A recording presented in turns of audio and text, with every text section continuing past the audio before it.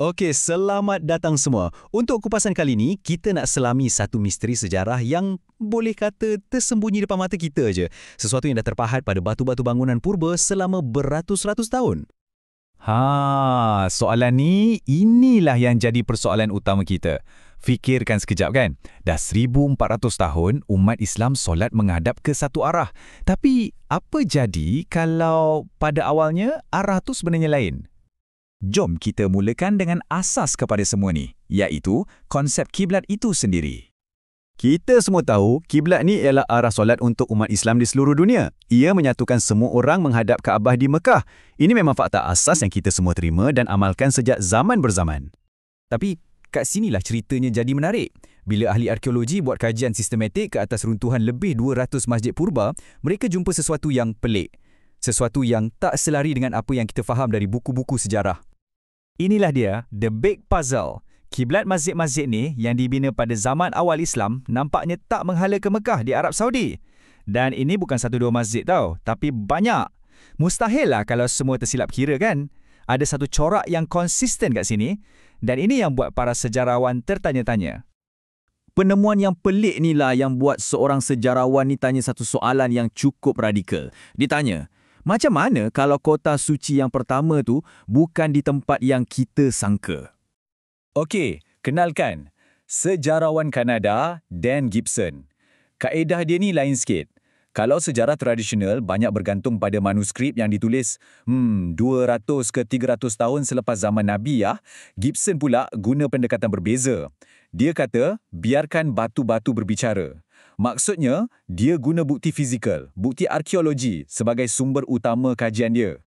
Dan inilah teori dia yang mencetuskan kontroversi. Gibson kata, masjid-masjid awal tu bukan salah arah. Sebaliknya, ia memang sengaja dibina menghadap ke kota Petra di Jordan. Dia percaya Petra lah pusat asal penyebaran Islam. Tapi mesti ada yang tertanya-tanya kan? Nama Petra tak pernah pun disebut dalam Al-Quran. Tapi kena ingat, Petra tu nama dalam bahasa Greek. Jadi apa agaknya nama tempatan untuk kota tu?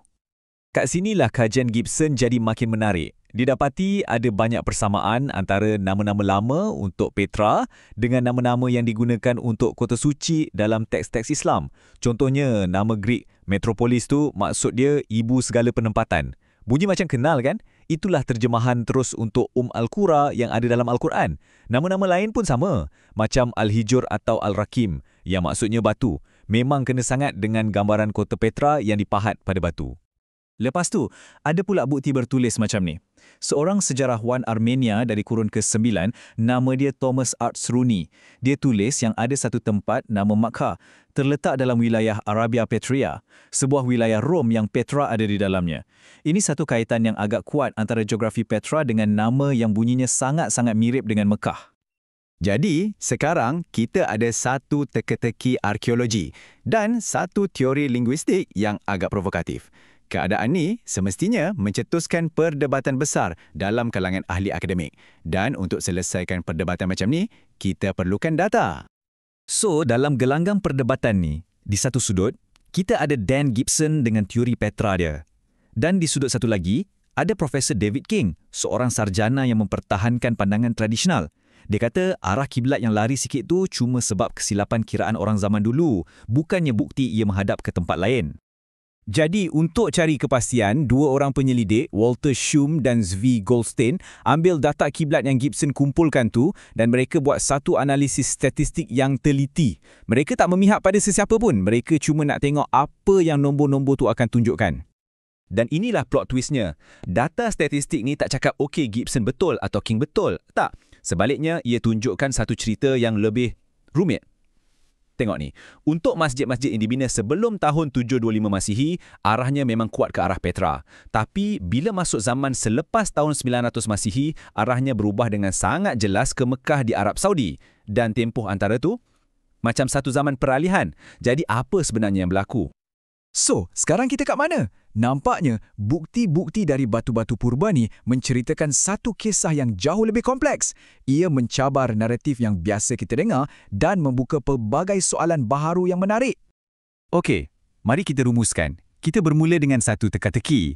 Kenapa arah kiblat masjid awal ni pelik? Lepas tu, datang teori Petra dari Gibson sebagai satu jawapan. Tapi, data statistik pula bagi kita satu plot twist. Ia seolah-olah menyokong Petra pada zaman awal, tapi kemudian beralih ke Mekah. Jadi nampaknya sejarah sebenar mungkin jauh lebih kompleks daripada yang kita bayangkan.